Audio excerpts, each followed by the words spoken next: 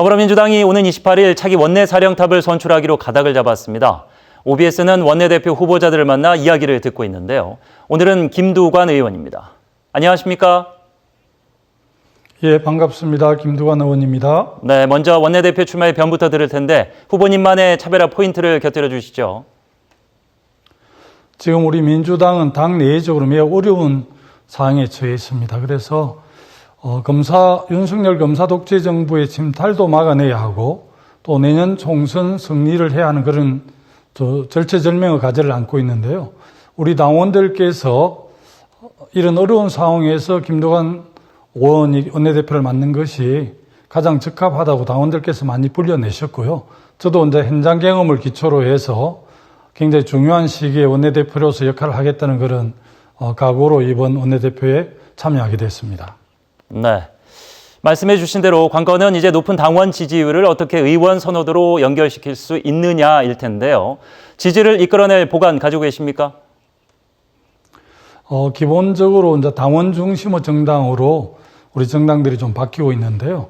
아마 우리 국회의원들께서 이제 개인적인 친분이나 연고도 무시할 수 없겠지만 정치는 그래도 가장 큰 것이 대의명분인데 총선 승리와 또 강력한 대여 투쟁, 또 내년 또 예산 확보 이런 측면에서 도지사와 국무위원 장관으로 두루두루 경험이 있는 김두관 의원 역할을 해줬으면 좋겠다. 이런 바람들이 있습니다. 그래서 우리 원내위원님들도 아마 최종적으로 28일 하루나 이틀 전에 결정하실 텐데 당원들의 요구와 이해 또 큰 흐름을 잘 우리 원내위원들께서 받아주지 않을까. 그래서 네. 잘 승리할 수 있도록 하겠습니다. 예. 자, 최대 과제 내년 총선 승리입니다. 넘어야 할 산이라고 볼 수도 있을 텐데 이재명 대표의 사법 리스크가 계속 거론될 수밖에 없습니다.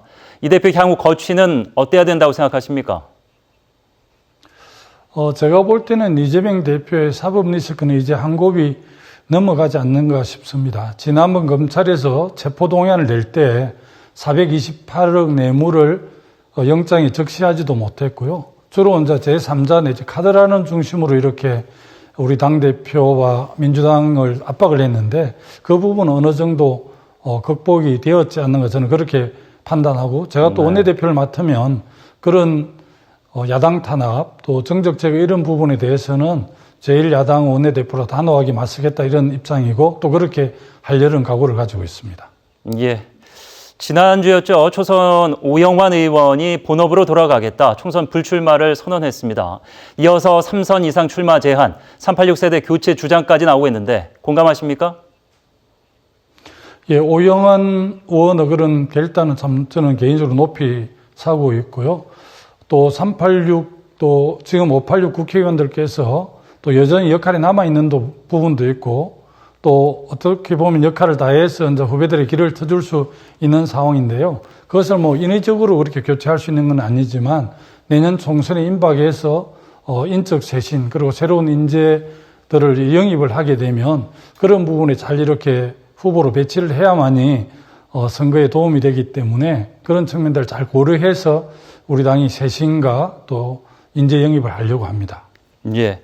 앞서서 이재명 대표의 사법 리스크는 한 고비를 넘겼다 말씀하셨는데 또 다른 리스크가 불거졌습니다. 2021년 전당대회 돈봉투 의혹, 이 문제는 어떻게 바라보고 계십니까? 정말 있을 수 없는 일이 터져서 정말 국민과 당원들에게 너무 송구하다는 말씀을 드리고요. 검찰에서 철저하게 조사를 하고 있겠지만 우리 당의 전당대회와 관련된 사안이기 때문에 우리 당의 윤리심판원이라든지 진상조사단을 꾸려서 철저하게 조사를 해서 책임 있는 사람들은 또 응분의 책임을 져야 된다고 생각을 하고 있고 그 부분에 대해서 당내 지도부가 소홀하지 않을 것으로 저는 확신을 합니다. 네. 윤석열 대통령과 야당의 만남이 아직까지 이루어지지 않고 있습니다. 각종 정책을 두고 여야 대치가 이어지고 있는 그런 상황인데 여야 협치를 기대하기에는 좀 어렵다는 평이 계속해서 나옵니다. 대안이 있을까요? 윤석열 대통령께서 취임 초에 확실하게 이제 협치를 하겠다고 약속을 했는데 지금 국정을 맡으신 지 1년이 다 돼 가는데 한 번도 야당의 지도부하고 이렇게 만나서 주요 국정 현안에 협의를 한 바가 없습니다. 사실은 다수 야당과 이렇게 협치를 해야만이 어려운 이 국정을 잘 이끌어갈 수 있는데 그런 측면에서 지금 정부를 이끌고 있는 대통령께서 허심탄회하게 야당과 협치하겠다는 자세를 보여주셔야 된다고 생각하고요. 우리 당 대표이신 이재명 대표께서는 여러 차례 대통령께 만남을 제의하고 흔쾌히 그렇게 응하겠다고 하셨음에도 불구하고 그런 자리를 마련해 주지 않는 오히려 정부 여당에 더 큰 책임이 있다 저는 그렇게 바라보고 있습니다. 예, 28일이 멀지는 않았습니다. 저희 OBS 시청자 여러분들께 인사 말씀 부탁드립니다.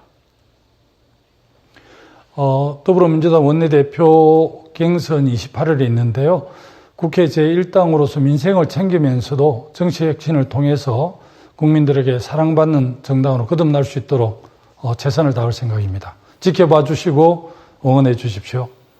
네, 아무쪼록 잡음 없는 멋진 승부 기대하겠습니다. 오늘 말씀 고맙습니다.